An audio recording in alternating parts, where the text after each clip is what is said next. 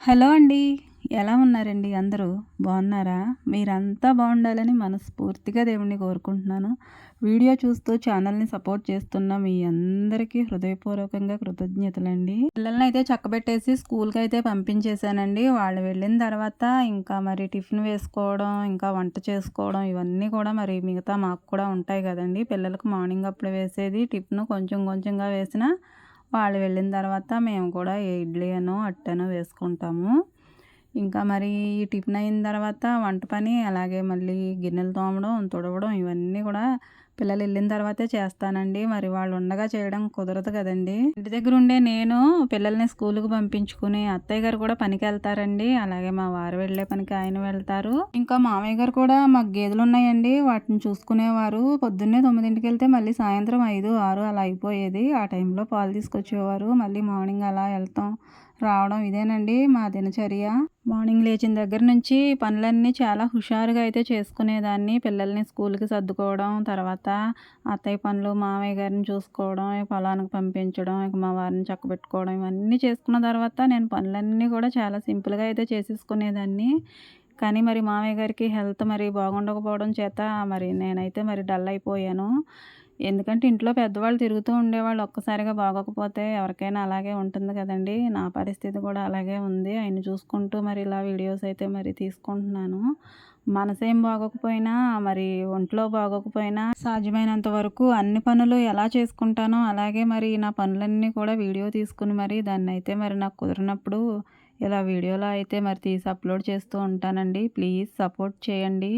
ఏదో ఒక మంచి విషయం గురించే నేను మీతో చెప్పుకుంటాను. నాకు సంబంధించింది అవ్వచ్చు, నా ఫ్యామిలీకి సంబంధించింది అవ్వచ్చు. ఏ విషయమైనా మీ మనసులకు మరింత చేరువవ్వాలనే ఆశతోటైతే వీడియోస్ అయితే చేస్తున్నాను. ప్లీజ్ సపోర్ట్ చేయండి. ఈ రోజైతే నేను పాటించే విషయాన్ని, నాకు తెలిసిన విషయాలనైతే కొన్ని మీతో చెప్పుకోవడానికి వచ్చాను. భార్యాభర్తలంటే ఒకళ్ళ పట్ల ఒకళ్ళకి ప్రేమ ఉంటుంది, అభిమానం ఉంటుంది, అనురాగం ఉంటుంది. ముఖ్యంగా ఒకళ్ళనొకళ్ళని సపోర్ట్ చేసుకునే ఇదైతే ఉంటుందండి. ఆ ఇదంటే ఏంటో మరి మీరు అర్థమయ్యే ఉంటుందనుకుంటున్నాను మీకైతే. ఆ ఇది లేకుండా ఒకళ్ళ పట్ల ఒకళ్ళు మరి ప్రేమ కలిగైతే ఉండడం అసాధ్యమండి. ఎవరో ముక్కు మొహం తెలియనోళ్ళకైతే మరి మనం మెళ్ళ వంచేసి తాడు కట్టించుకుంటాము. మరి ఆయన కూడా అదే విధంగా మరి మన మెడలో కట్టేస్తారు తాళి. తర్వాత మరి లైఫ్ ముడిపడిన తర్వాత ఒకళ్ళనొకళ్ళని ఎంత అభిమానించుకుంటాం, ఎంత ఆరాధించుకుంటాం, ఎంత ప్రేమించుకుంటాము. కానీ కొన్ని సంవత్సరాలైతే గడిచిన తర్వాత ఆ ప్రేమ కూడా అలాగే ఉంటుందా? లేదా? అనేది మరి పెళ్ళైన ప్రతి ఒక్కరూ కూడా కొంచెం ఆలోచిస్తే బాగుంటుంది కదండీ! భార్యాభర్తలన్న తర్వాత ప్రేమ లేకుండా ఎలా ఉంటుందమ్మాయి? ఎందుకలా చెప్తుంది? ఈ అమ్మాయికి ఏం పని పాట లేదని అనుకోవచ్చు. ప్రేమ ఉంటుందండి. ఒకరి పట్ల ఒకళ్ళకి అభిమానం ఉంటుంది, గౌరవం ఉంటుంది, అన్నీ ఉంటాయి. కానీ కొన్ని కొన్ని సందర్భాల్లోనే అవి మనం పాటించవలసిన పరిస్థితుల్లో పాటించలేము. బాగా అర్థమవ్వాలంటే ఒక భార్యాభర్తల గురించయితే మీకు చెప్పాలి. ఒక జంట గురించయితే. మరి ఒక భార్య, ఒక భర్త ఉండేవారు. వాళ్ళైతే మరి వ్యవసాయం చేసుకునే ఫ్యామిలీ అండి. మార్నింగ్ మరి ఆయన వెళ్ళిపోతారు నాగలి పట్టుకుని పొలం దున్నడానికి. ఈవిడేమో 9 గంటల ఆ టైంలో మరి వంట చేసుకుని, బుట్టలో సర్దుకుని, నెత్తి మీద పెట్టుకుని చక్కగా వెళ్ళేవారు కదండీ పూర్వం. ఆ రోజుల్లో అన్నమాట. ఏ రోజులైనా కానండి భార్యాభర్త అంటే అదే ప్రేమ, అదే అనురాగం. అలాగే మరి ఈ భార్య క్యారేజీలు అవి పుచ్చుకొని, వంట చేసుకొని, పిల్లల్ని ఆళ్ళని చక్కబెట్టుకున్న తర్వాత పొలానికి వెళ్ళింది. గంపలోనేమో క్యారేజీలు అవి పట్టుకుని, ఏమో గంపలో క్యారేజీలు తీసుకొని అల్లంత దూరాన కనిపిస్తూ ఉంది ఈ భర్తకి. ఈయనేమో ఎండన పడి దున్నుతూ ఉన్నారు. మరి 9 గంటలంటే ఎండొచ్చేస్తది కదండీ! ఆవిడ ఎంత ఎర్లీగా లేచి వంట చేసుకుని 9 గంటలకల్లా మరి పొలంలోనికి వెళ్ళిందా అని అంటే అర్థం చేసుకుంటే తెలుస్తుందండి. ఇప్పుడు ఎన్ని గంటలు పని చేసినా కానండి 9 గంటలకు వంట అవుతుందా? మళ్ళీ పొలానికి వెళ్ళాలంటే ఎంత కష్టమండి. అయినా కానీ ఆ మహాతల్లి వంట చేసుకుని 9 గంటలకల్లా చేలోకి వెళ్ళిపోయింది. భార్య ఎంత కష్టపడినా భర్త గుర్తించలేడండి. భర్త ఎంత కష్టపడినా మరి భార్య గుర్తిస్తుందా లేదా అనేది నాకు డౌటు. ఒకళ్ళనొకళ్ళు వాళ్ళు చేసుకునే పనులు, వాళ్ళు పడ్డ కష్టాన్ని గుర్తుంచుకుంటేనే మన సంసారాలు ఇంకా ముందుకైతే వెళ్తాయి కదండీ! ఇప్పుడు అదే పెత్తనం. ఆడవాళ్ళ మీద మగవాళ్ళు, మగవాళ్ళ మీద ఆడవాళ్ళు. ఇద్దరేనండి. ఎవరిని అనటానికి లేదు. మరి ఆ భర్త అంటాడు చక్కగా తెచ్చిన అన్నాన్ని తినడం మానేసి, "ఏమేమే ఇప్పటి వరకు ఉన్నావు? ఇంటి దగ్గర ఇప్పటి వరకు ఏం చేసావు? పొద్దు చూడు నన్నెత్తి మీదకొచ్చింది. క్యారేజీలు వండడమే కదా! దానికి ఇప్పటి వరకు ఉండాలా? నేను ఎంత దున్నేసానో చూడు పొలము" అని పొలం వైపు చూపిస్తాడు. చీకటితోటే వెళ్ళిన ఆయన మరి అంత పొలం దున్నకుండా ఆ ఒక్క పనే కదండీ! చేసేది మగాయన. ఇంకా ఏదన్నా పని చేస్తున్నాడా? మరి ఆడవాళ్ళు ఇంటికాడ ఎన్ని చక్కబెట్టుకోవాలి, పిల్లల్ని, పెద్దల్ని అందరిని చక్కబెట్టుకుంటూ, వంట చేసుకుంటూ అది ఎంత కష్టమనేది ఆయనకు అర్థం అవ్వలేదు. ఆయన జున్నుని ఒకటే కనపడుతుంది. ఆడవాళ్ళు చేసిన పని ఏది కూడా కనిపించదు. అన్నీ సర్దుకొని ఉన్నా గానండి, కనిపించినా గానీ కనిపించినట్టే మాట్లాడతారు. ఇంకా ఆవిడని అలా అనేసరికి ఆవిడకి ఏమనాలో ఇక అర్థం కాక అలా నిలబడి చూస్తుంటే, ఈయనంతట ఈయనే, ఈయన గొయ్యిని ఈయనే దవ్వుకున్నట్టు, రేపటి నుంచి వంట నేను చేస్తాను ఇంటి దగ్గరుండి. నేను 9 గంటలకల్లా ముందే వస్తాను. నువ్వు మాత్రం ఈ నాగలి దున్ను. నేనొచ్చే వరకు నువ్వెంత దున్నుతావో నేను చూస్తాను. ఎవరు ఎక్కువ పని చేస్తారో తెలుస్తుందప్పుడు అని ఈవిడ మీద పోటీకి దిగాడు. ఆవిడ సరే అని అంది. ఎందుకంటే ఆడవాళ్ళు ఒకటా రెండా పనులు చేసేది. ఎంత కష్టమనేది మగోళ్ళకి తెలీదు కదా! ఒకసారి తెలుసుకుంటే బావుంటుందని ఈవిడ కూడా మాట్లాడకుండా ఉదయాన్నే లేచి పొలానికైతే వచ్చేసింది. ఈయన మరి ఇంటి దగ్గర మరి కష్టాలు ఎలా ఉంటాయంటే, పల్లెటూళ్ళలో ఉదయాన్నే లేచి పొయ్యి అంటిస్తారండి. ఆ పొయ్యి అంటించడానికి ఎంత కష్టపడాలో అది అంటించే వాళ్ళకే తెలుస్తుంది. మామూలు రోజుల్లో అయితే పొయ్యి బాగానే అంటుకుంటుంది. వర్షాకాలంలో చాలా కష్టంగా అంటుకుంటుంది. మరి అది ఏ కాలమో తెలీదు గానండి, ఆ పొయ్యి అంటించడానికైతే చాలా కష్టమే పడ్డాడు. మొత్తం మీద ఎలాగోలా పొయ్యి అంటించేసి ఎసరు పెట్టిన తర్వాత ఆ బియ్యం అయితే తీసి చెరుగుతున్నాడు. వాటిలో ఉండే వాటిని వేరేసిన తర్వాత చెరగడానికి సూర్లో మా ఆవిడ చిడతలు ఎక్కడ పెట్టిందా అని వెతుక్కుంటున్నాడంటండి. అలానే ఒక గంట వెతికాడు. చిడతలంటే ఆడవాళ్ళు చేట చెరిగేటప్పుడు చేతులతోటైతే వాయిస్తూ ఉంటారు కదండీ! చక్కని శబ్దం వస్తుంది. ఆ శబ్దం రావాలి. ఆ శబ్దం వస్తేనే గాని అన్నం వండకూడదేమో అనుకున్న ఆ అమాయకుడు ఆ చిడతల కోసమైతే చాలాసేపు వెతికి టైం అంతా వేస్ట్ చేసేసాడు. మొత్తానికి ఎలాగోలాగా బియ్యం అయితే కడిగి ఎసట్లో వేసి అన్నం వండాడండి. తర్వాత ఏదో కూర వండేసాడులే. ఇంకా మరి ఈ రోజుల్లో మరి పెరుగుతోనే తింటున్నారు. ఆ రోజుల్లో మరి మజ్జిగ చేయకుండా అయితే పెరుగు వాడేవారు కాదు. వెన్న తీసుకుని ఆ తర్వాతే మజ్జిగ యూజ్ చేసేవారు. అలాగా మరి వెన్న తీయడానికి కవ్వంతోటి ఆ తొందరలో మరి ఇలా కొడుతుంటే చల్ల కవ్వంతోటి చల్ల చేస్తుంటే అది పొరపాటున మరి అప్పుడు మట్టి కుండలు కదండీ! ఆ కుండకి తగిలేసి బెజ్జమైతే పడిపోయి చల్లంతా బయటకొచ్చేస్తుందంట.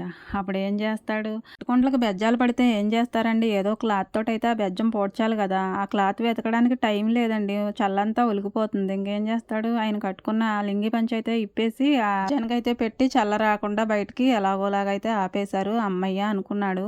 ఇంకా క్యారేజీలు అవన్నీ సర్దేసుకొని చల్ల కూడా పోసేసుకొని గంపలోకి పెట్టేసుకున్నాడు మొత్తం అన్నీని.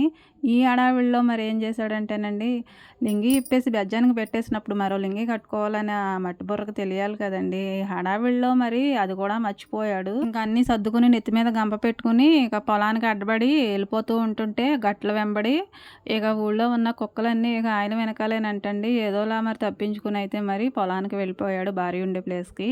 భార్య అల్లంత దూరాన్నయితే చూసింది. చూసి దగ్గరకొచ్చిన తర్వాత, "ఏమయ్యా టైం ఎంత అయిందనంటే" పొద్దున అడినెత్తి మీదకొచ్చిందంటండి. మిట్ట మధ్యాహ్నం 12 అయిందంట.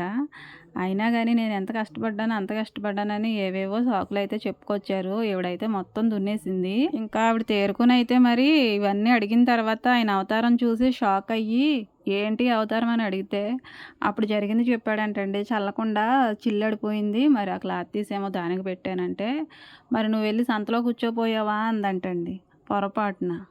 మా ఆవిడ నన్ను కాబట్టి సంతలో కూర్చోమందని వెళ్ళి నిజంగానే సంతలో కూర్చున్నాడంటండి. ఒక రాయి కనిపిస్తే ఆ రాయి మీద కూర్చుంటే, ఆ సంతలో మరి ఊళ్ళో వాళ్ళందరూ వెళ్ళకుండా ఉంటారండి. అందరూ కూడా పలకరించడమే, "ఏంటయ్యా ఇక్కడ కూర్చున్నావు ఈ అవతారంతోటి" అని. మా ఆవిడేనండి ఇక్కడ కూర్చోమంది. "నీ ఎదురు సంతకెళ్ళా" అని అందండి. అందుకని ఈ సంతలోకొచ్చి కూర్చున్నాను అని సమాధానం చెప్పాడంట. మరి అందరూ నవ్వకుండా ఉండగలదురా? ఏదో వెర్రిబాగులోడండి. ఆడవాళ్ళు పడే కష్టం ఏంటో ఈయనకి తెలీదు. కానీ ఆవిడకి తెలుసు కదా! నా భర్తే కదా అని అనుకోకుండా ఆవిడ పొలంలోకి వెళ్ళిపోయి దున్నేసింది. ఈయనేమో వంట చేయడానికి తయారైపోయాడు. ఎవరి పని ఆళ్ళే చేయాలి కదండీ! ఎవరి పని వాళ్ళకే సులువు. ఎవరి పని వాళ్ళకే కష్టం. చేస్తేనే తెలుస్తుంది ఆ కష్టం, సులువు అనేది ఏంటో. కానీ ఈవిడ ఆయనకి తెలిసి రావాలని అలా చేసింది. ఆవిడ ఒక్క నిమిషం ఆలోచించుంటే ఆయనెళ్ళి అలా సంతలో కూర్చొని అందరి ముందు పరువు పోగొట్టుకునేవాడు కాదు కదండీ! ఈవిడ తెలివైంది కదా! ఆయన తెలివి తక్కువోడు. ఆయన ఏదో అనేసాడని ఈవిడ సరిపెట్టుకోకుండా ఈవిడ కూడా వెళ్ళి ఆయనతో సమానంగా చేస్తే మరి ఆయన వీళ్ళ పరువేమైందండి? ఈరోజు సంతలోకెళ్ళింది. అలాగే మరి చాలా ఫ్యామిలీస్ అయితే మాటకు పట్టింపులకి వెళ్ళిపోతున్నారండి. ఒకళ్ళ మీద ఒకళ్ళు అజమాయిషీ చేసుకోవాలనే చూస్తున్నారు గానీ, కొంచెమైనా కానీ ఆలోచించి తగ్గించుకుందామని ఒక్కళ్ళకి కూడా ఉండట్లేదు. నా భర్తే కదా! నా భార్యే కదా! ఒక మాట అంటే ఏమైందిలే అనుకుంటే ఏది ఉండదండి. ఆయన అన్నాడు నేనెందుకు పడాలి? ఆమె అందే నేనెందుకు పడాలి? మాట పట్టింపు, ఇక పోటీకి దిగిపోవడం ఇవే చూసుకుంటున్నాం గానీ, మన లైఫ్ ఎటుపోతుంది అనేది ఎవరు కూడా ఆలోచించుకునే అంత తీరిక టైం కూడా ఉండట్లేదు. భార్యాభర్తలు ఇద్దరు ఆర్గ్యూ చేసుకోవడం ఈ రోజుల్లోనే కదండి, పూర్వం నుంచి ఉన్నదే. మాట కట్టుబడి ఉన్నవాళ్ళు సగం మంది అయితే దాన్ని మరి ఎదిరించి ఉన్నవాళ్ళైతే చాలా ఎక్కువ మందే ఉన్నారండి. మరి అలా ఎదిరించి మనం ఏం సాధించగలమండి? ఏం సంపాదించగలము? ఉన్నది కూడా పోగొట్టుకుంటాం. అదేనండి పరువు, మర్యాదలనేవి మరి మన మాటలోనే కదండీ అవి మనకు దక్కాలన్నా, పోవాలన్నా. ఒకప్పుడు పెళ్ళంటే పచ్చని తోరణాలతోనూ, కొబ్బరాకులతోనూ, లేదంటే తాటాకులతోనూ పచ్చగా ఇంటి ముందు పందిరి వేసి, ఆ పందిట్లో చక్కగా పేడగళ్ళపు వేసి, చక్కగా పీటలు వేసి, చక్కగా మరి మంత్రాలతోనూ, లేదంటే ఎవరికి నచ్చిన స్టైల్‌లో వాళ్ళు పెళ్ళిళ్ళైతే పచ్చని పందిట్లలోనే చేసుకునేవారండి. ఆ రోజుల్లో మరి ఆ పెళ్ళిళ్ళు చేసుకున్నప్పుడు ఆ పెద్దలు వాళ్ళందరూ కూడా ఎంత సాంప్రదాయంగా, ఎంత మంచిగా మరి అలా జరిగించేవారండి పెళ్ళిళ్ళు. దానికి తగినట్టుగానే వారి జీవితాలు, వాళ్ళ కాపురాలు కూడా బాగుండేవండి. కానీ ఇప్పుడు టెక్నాలజీ మారిపోయింది. పెళ్ళి ఇంకొక 5, 6 నెలలు ఉందనగానే ముందుగానే ఫంక్షన్ హాల్స్ అవి బుకింగ్ అండి. ఇంటి ముందు వెలవెలబోయినట్టు ఉంటుంది. ఇంట్లోని మరి ఏం సందడే ఉండదు. పెళ్లి సందడంతా మరి ఫంక్షన్ హాల్లోనే ఉంటుంది. ఇంకా మన ఇంట్లో ఏం సంబరాలు ఉంటాయండి. మరి కాపురాలు కూడా అదే విధంగా ఉంటున్నాయి మోడ్రన్‌గానే మరి. పెళ్ళి ఏ విధంగా చేసుకున్నాం అన్నది ముఖ్యం కాదండి. మనం ఎలా ఉంటున్నాం అనేదే ముఖ్యం. టెక్నాలజీ మారొచ్చు గానీ, మనసులో అయితే మారిపోకూడదు కదండీ. పెళ్లి పచ్చని పందిట్లో చేసుకున్నా, ఫంక్షన్ హాల్‌లో చేసుకున్నా, మన మనసులు మాత్రం ఒకళ్ళకొకళ్ళు బానిసలైపోయే బతకాలండి. ఒకళ్ళ మీద ఒకళ్ళు అజమాయిషీ చేసుకోవడం, బానిసత్వంగా బ్రతకడం అని అనుకోకూడదు. ఒకళ్ళ ఇష్టాలను ఒకళ్ళు పంచుకోవడం అనే అనుకోవాలి. ఒకళ్ళ మీద ఒకళ్ళకి ప్రేమ ఉంటేనండి ఒకళ్ళకొకళ్ళు బానిసలైపోతారు. ప్రేమ లేకుండా బానిసత్వం ఎక్కడి నుంచొస్తుంది? బానిసగా బ్రతకడం అంటే ఏదో ఒకళ్ళ కింద ఒకళ్ళు ఊడిగం చేయడం అనే అనుకుంటారు గానీ, భార్య భర్తకి, భర్త భార్యకి బానిసై బతకడం అంటే ఒకళ్ళనొకళ్ళం ఎంతో ఆరాధించుకోవడం అండి. ఒకరిని విడిచిపెట్టి ఒకరు ఉండలేకపోవడం, ఒకరి మనసు గాయమైతే మరొకరు బాధపడడం ఇదేనండి బానిసత్వం. నాలుగు గోడల మధ్య భార్యాభర్త ఏ విషయం మీద చర్చించుకున్నా అది బయటకు కూడా తెలియకుండా ఉండాలండి. ఈ రోజుల్లో అయితే ఒకళ్ళ మీద ఒకళ్ళు కామెడీస్, జోక్స్, అసలు జీవితం అంటే అదేనా అనే భయం వేస్తుందండి నాకు. ఎక్కడ చూసినా గానీ కామెడీలు ఎక్కువైపోయినాయి. ఇక జీవితం అంటే కామెడీయేనండి, ఇంకేమీ లేదా? మన ఇష్టానికి కూడా ఉండొచ్చండి. కానీ అది నలుగురిలో ఉన్నప్పుడు కాదు. మనకంటూ సెపరేట్‌గా ఒక టైం ఉంటది కదండీ! ఆ టైంలో మనం ఎలా ఉన్నా ఎవరికీ తెలీదు. కానీ మరి నలుగురిలో ఉన్నప్పుడు మరి ఒకళ్ళనొకళ్ళు అలాగా అనుకోవడం వల్ల ఏమైనా విలువొచ్చేస్తుందో, గొప్పొచ్చేస్తుందో నాకు తెలీదు గానండి. జోకులు వేసుకుంటూ వాళ్ళని ఒకళ్ళకొకళ్ళు తగ్గించుకునేలా మాట్లాడతారు. ఎవరి పరువు తగ్గుద్దండి అక్కడ? భర్త పరువు పోతే భార్యకి కదా! భార్య పరువు పోతే భర్తకి కదా! అలా మరి ఒకళ్ళనొకళ్ళు ఎందుకండి అలా తగ్గించుకునే మాటలు మాట్లాడడం? భర్తేదైనా అంటే మనకి ఎక్కడ లేని కోపం వచ్చేస్తదండి. ఎంతైనా మరి మనం ఆడవాళ్ళం కదా! కాస్త అణకువ, మెలకువ అనేవి మనకి ముఖ్యంగా మరి దేవుడిచ్చిన ఆభరణాలు. అవి ధరించుకుంటేనే గాని మనం ఆయన్ని భరించడం అనేది అసాధ్యమండి. మంచితోనే మనం మంచిగా గెలవాలి గానీ, మనం వాళ్ళు ఏ రూట్‌లో ఎళ్తే అదే రూట్‌లో మనం వెళ్ళకూడదండి. మనం పక్క నుంచి వెళ్ళామనుకోండి వాళ్ళే మన రూట్‌లోకొచ్చేస్తారు. ఒక తెలివైన భార్య అయితే ఇవన్నీ ఆలోచిస్తుందని నేననుకుంటున్నానండి. తెలివా పాడా ఆయన అన్న మాటలన్నీ నేను భరించడం ఏంటి, నాకేం తక్కువ అని అనుకుంటే నేనేం చేయలేనండి. వినేవాళ్ళకైతే ఎవరైనా చెప్పగలము.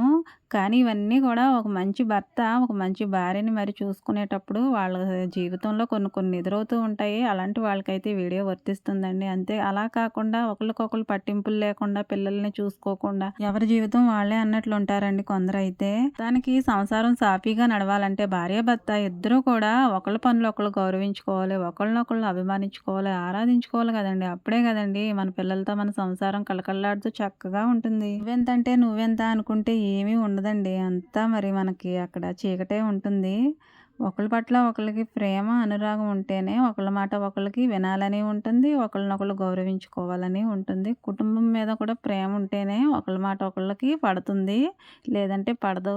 మనిద్దరం బావుంటేనే గదా ఫ్యామిలీ అంతా బావుంటుందని ప్రతి ఒక్కరు కూడా ఆలోచించుకోవాలి. అప్పుడే కదండీ పిల్లలు కూడా ముందు చూపుతోటి మరి వాళ్ళ గమ్యాన్ని వాళ్ళు కూడా చేరుకుంటారు. మనం ఒక స్ఫూర్తిగా ఉండాలి వాళ్ళకి. మన పిల్లలు ఎవరినో రోల్ మోడల్‌గా పెట్టుకుంటారండి. వాళ్ళని వీళ్ళని ఎందుకు పెట్టుకోవాలి?